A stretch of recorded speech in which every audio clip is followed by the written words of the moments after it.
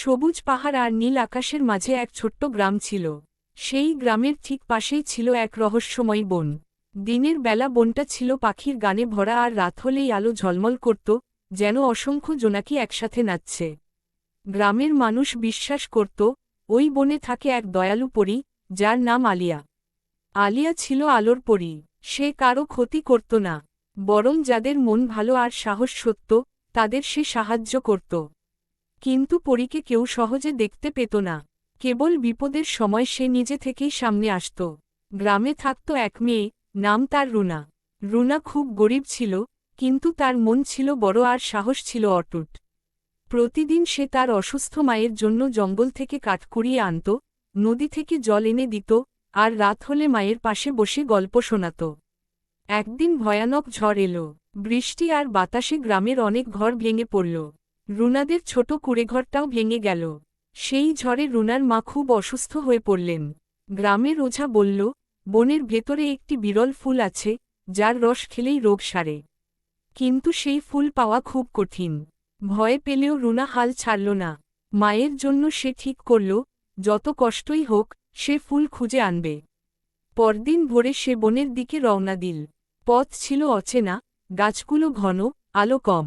তবু রুনা এগিয়ে চলল। হাঁটতে হাঁটতে সে একসময় ক্লান্ত হয়ে পড়ল। তখন হঠাৎ চারদিক আলোকিত হয়ে উঠল। নরম আলোয় দেখা দিল এক সুন্দর পরী।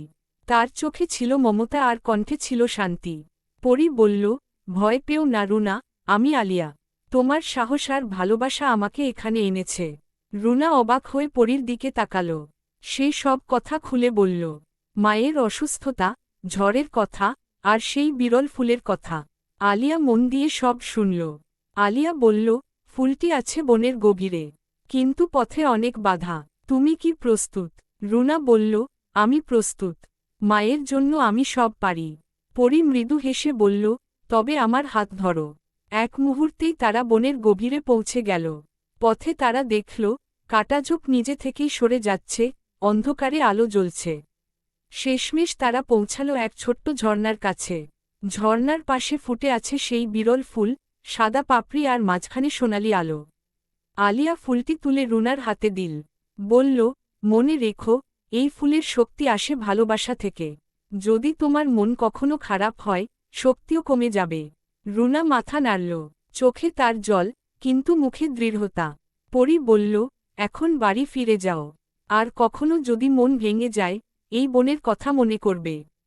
চোখের পলকে পরী মিলিয়ে গেল। রুনা ফুল নিয়ে ছুটে বাড়ি ফিরল। ফুলের রসমাকে খাওয়াতেই কিছুক্ষণের মধ্যে তার জ্বর কমে গেল। কয়েক দিনের মধ্যেই মা পুরো সুস্থ হয়ে উঠলেন। গ্রামের মানুষ অবাক হয়ে গেল। সবাই বুঝল, রুনার সাহস আর ভালো মনই এই অলৌকিক ঘটনার কারণ। সেই দিন থেকে বনটাকে সবাই সম্মান করতে শুরু করল। আর রুনা প্রতিদিন সন্ধ্যায় বনের দিকে তাকিয়ে হাসত। সে জানত, আলোর পরী এখনও সেখানে আছে। শুধু চোখে দেখা যায় না, কিন্তু ভালোবাসা আর সাহসের মধ্যেই সে বেঁচে থাকে।